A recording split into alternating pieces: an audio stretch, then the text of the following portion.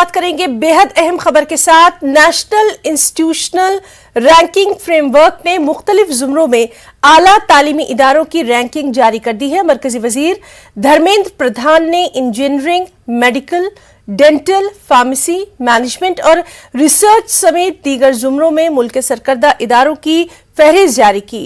Overall category में IIT Madras ने एक बार फिर बाजी मार ली है। इसी जुमरे में आईआईटी बेंगलुरु दूसरे, आईआईटी बॉम्बे तीसरे नंबर पर है, जबकि Indian Institute of Medical Sciences Delhi 9वें, जबकि जवाहरलाल नेहरू यूनिवर्सिटी दिल्ली 10वें नंबर पर है।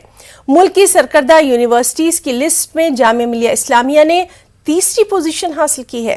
पहले मुकाम पर Indian Institute of science Bengaluru है।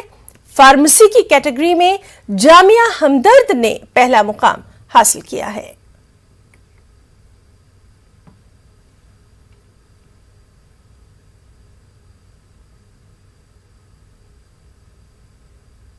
बधाई। मैं बहुत पुराने मित्रों को भी यहां देख पा रहा हूं। अभी अभी हम लोग शिक्षा समागम में देश की आप जैसे चुनिंदे इंस्टीट्यूशंस के, विशेष करके वाइस चांसलर और डायरेक्टर्स, ऐसे मित्रों को मिलना हुआ था। कुछ मित्र वहां नहीं आए थे, कोरोना की बहाना था, सूचना नहीं मिलने की बहाना था। थोड़ा हमारी सामाजिक जीवन में इकट्ठा चलना एक चुनौती भी रहता है। हम कैसे सामान्य लोगों के साथ चल पाएं, ऐसा भी थोड़ा थोड़ा भावना रहना स्वाभाविक है। लेकिन देर सही दुरुस्त सही आप लोग सभी यहां आए हैं, अवार्ड के नाम पे आए हैं। आप सभी को बधाई है।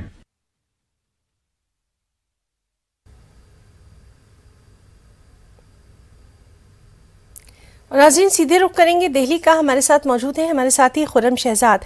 खुर्रम, जामिया मिलिया इस्लामिया के लिए एक बार फिर से खुशी का दिन है, आपसे तमाम तर तफसीलात चाहेंगे।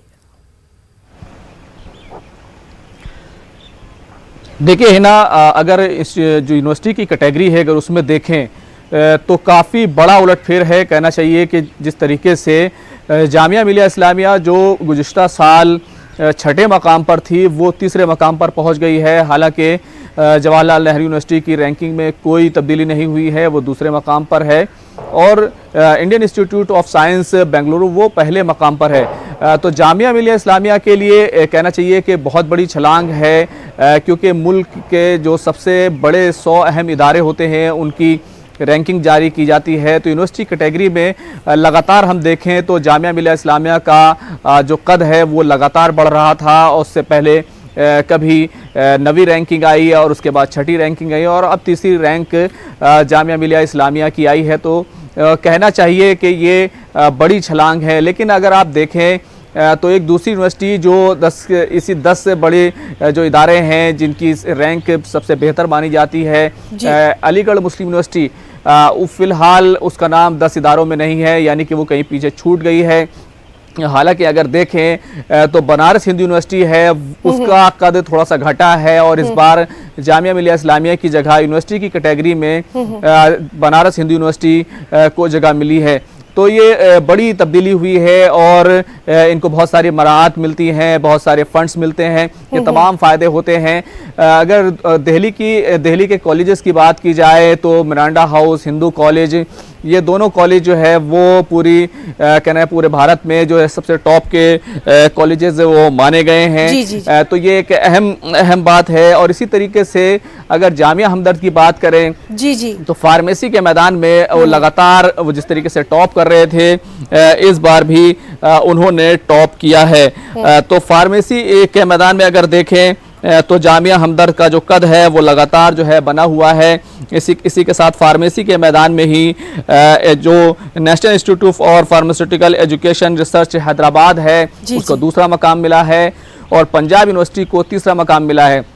अगर ओवरऑल कैटेगरी को देखें तो जो Indian Institute of medical science AIIMS है उसको भी काफी नीचे मिला है, यानी तकरीबन 7वां मकाम हासिल हुआ है, यानी कि दिल्ली का जो सबसे बड़ा इदारा माना जाता है उसको काफी नीचे जगह मिली है। लेकिन जवाहरलाल नेहरू यूनिवर्सिटी को उसमें भी 10वीं जगह मिली है। Indian institute for medical science Bangalore का भी उसमें 3रा मकाम है। तो ओवरऑल देखा जाए तो जो रैंकिंग है वो जारी हो गई है और तमाम जो इदारे हैं वो लगातार जब NIRF की टीम आती है तो हर सतह पर वो ये कोशिश करते हैं कि उनकी रैंक बेहतर हो, क्योंकि सरकार ने एक पॉलिसी बनाई है और इस पॉलिसी के तहत जो फंड्स हैं वो दिए जाते हैं और इसी के साथ साथ इंस्टीट्यूट ऑफ एमिनेंस जो है उसके लिए भी अप्लाई करने की तमाम चीज़ें होती हैं। तो हिना जामिया के नज़रिए से अगर देखें जिस तरह से बहुत सारी चीज़ें चलती रहीं, कोरोना की वजह से यूनिवर्सिटी लगातार बंद रही, पूरे तौर से यूनिवर्सिटी जो है वो नहीं खुल सकी, तो अभी देखें तो ये एक बड़ी छलांग मानी जा सकती है। और इसके लिए जो हम ये जरूर जानना चाहेंगे, चूंकि आप लगातार वहां पर कवर करते रहे हैं और बहुत सारे अहम कोर्सेज वहां पर मुतारुफ करवाए गए, बहुत सारे नए जो आगे यूनिवर्सिटीज के लिए कैटेगरीज है उसमें भी हमने देखा कि जामिया ने कितने अहम आयाम जो है वो तय किए। जामिया मिलिया इस्लामिया का नाम जो है कहीं ना कहीं यहाँ के जो तमाम स्टूडेंट्स रहे हैं वो दूसरे जो एग्जामिनेशंस रहे हैं, आप भी जानते हैं मुसाबिकती जो इम्तिहानात हैं पूरे मुल्क में, उसमें भी वो अपनी पोजीशन कहीं ना कहीं बेहतर करते नजर आए, टॉप में नजर आए जामिया के स्टूडेंट्स जो हैं। तो बहुत सारी चीजें हैं जो इस पूरी रैंकिंग पर असरअंदाज होती हैं, किस तरह से आप इसको देखेंगे? देखिए, मुल्क के जो 3 बड़े इदारे हैं, बनारस हिंदू यूनिवर्सिटी, अलीगढ़ मुस्लिम यूनिवर्सिटी और फिर जामिया मिलिया इस्लामिया, तीनों ही इदारे तकरीबन हमसर हैं और कभी जो है अलीगढ़ मुस्लिम यूनिवर्सिटी का कद वो जामिया मिलिया इस्लामिया से ज़्यादा होता था, बनारस यूनिवर्सिटी का कद भी जामिया मिलिया इस्लामिया से ज़्यादा होता था। लेकिन अब ये तमाम चीज़ें तब्दील होती जा रही हैं। आप देखिए कि जिस तरीके से सिविल सर्विसेज के नताइज आए हैं उसमें भी जामिया से इस बार टॉपर आया था और इसी के साथ साथ वहाँ का जो मास कम्युनिकेशन का शोबा है या फिर नए कोर्सेज हैं, सोशल साइंस है या फिर डेंटल है और अब जामिया मिलिया इस्लामिया जो है वो MBBS यानी कि मेडिकल पूरे तौर से लाने के लिए का जो सपना सजा रखा है जामिया ने, वो तमाम चीज़ें जो है वो कहीं ना कहीं यूनिवर्सिटी की सोच को वो उसका इजहार करती हैं। उससे लगता है कि यूनिवर्सिटी के लोग किस तरीके से अपने इदारे को आगे बढ़ाने के लिए सोच रहे हैं। अभी जो वाइस चांसलर हैं नजमा अख्तर और उनसे पहले जो वाइस चांसलर थे प्रोफेसर तलत अहमद, दोनों ने ही बेहतर काम किया और देखा जाए तो प्रोफेसर तलत अहमद ने जब वो वाइस चांसलर थे तो उन्होंने रिसर्च पर काफ़ी जोर दिया था और जब नजमा अख्तर आई तो उन्होंने लड़कियों की एजुकेशन पर काफ़ी ज़्यादा जोर दिया था। हालांकि बहुत सारी चीजें, बहुत सारी मनफी बातें भी जो है जामिया से जुड़ती रही हैं, यानी कि 2020 में जिस तरह के तमाम वाकयात पेश आए और CA मूवमेंट से जिस तरीके से जामिया का नाम जुड़ा और उसके बहुत सारे तलबा भी गिरफ्तार हुए। लेकिन इन तमाम चीज़ों को पीछे छोड़ते हुए पिछले दिनों नजमा अख्तर ने यह कहा था कि हम एजुकेशन के ज़रिए से, अपने मकाम के ज़रिए से इसका जवाब देंगे। तो ये तमाम चीज़ें जो है जामिया के हक़ में गई हैं। तो ये कहना चाहिए कि एक लंबी छलांग है। अगर आप देखें तो लगातार जो है वो जामिया NIRF रैंकिंग में बेहतर कर रहा है और अब ये 3रे मकाम तक पहुंच गया है। आपसे एक और बात हम जानना चाहेंगे, एक ऐसे वक्त में जब अक़लियतों की तालीम पर तवज्जो की बातें हर तरफ की जा रही हैं, लगातार हम देख रहे हैं कि मुख्तलिफ ऐसे कई मौक़े आए हैं जब खास तौर पर अक़लियतों को तालीम को लेकर कहीं ना कहीं निशाना भी बनाया जाता रहा।